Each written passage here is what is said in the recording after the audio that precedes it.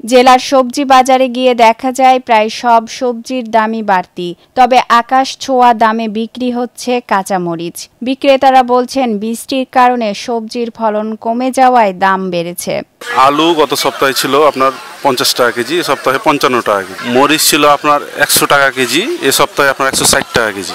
পেঁপে ছিল আপনার 70 টাকা কেজি, এ সপ্তাহে 80 টাকা কেজি। আপনার ঝিঙ্গা হলো 40 টাকা কেজি, বেগুন হলো 50 টাকা কেজি। আপনার শসার দামটাও বেড়েছে, আপনার গত সপ্তাহে ছিল 50 টাকা কেজি এবং আজকে হচ্ছে আপনার 70 টাকা কেজি 1 কেজি শসার দাম। আপনারা বলছে যে আপনার সরবরাহ কম, আর বর্ষা হলে নাকি আপনার গাছের ফলন কম হয়, মানে তুলতে পারে না। অন্যদিকে মাছ বিক্রেতা গত সপ্তাহের থেকে এই সপ্তাহে আমদানি কম থাকায় সব ধরনের মাছের দাম কেজিতে বেড়েছে 10 থেকে 20 টাকা। গতকালকে থেকে আজকে আমদানি কম, তারপরে খরিদ্দার আছে ভালোই। 500 গ্রাম করে মিরকা 200 টাকা দর, 1 কেজি করে রুই এটা 280 টাকা কেজি, 3 কেজির কাতলা আপনার 440 টাকা কেজি, ওই 10 টাকা মতন বেড়েছে।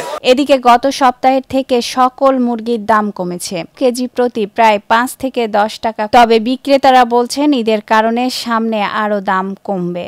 এখন আর ঈদের 10 দিন পর্যন্ত মুরগির দাম বাড়বে না। এমনিতে কাস্টমার নাই। 275 সোনালী বলে, 185, 530 দেশিটা।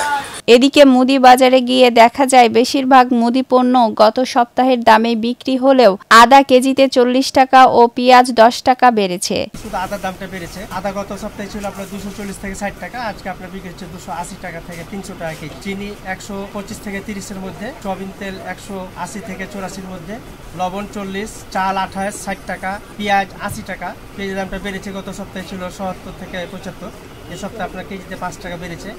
তাছাড়া অন্য মুদি পণ্যের দাম আপনার বাড়েনি। সুপ্রিয়া আক্তার, রেডিও মহানন্দা, চাঁপাইনবাবগঞ্জ।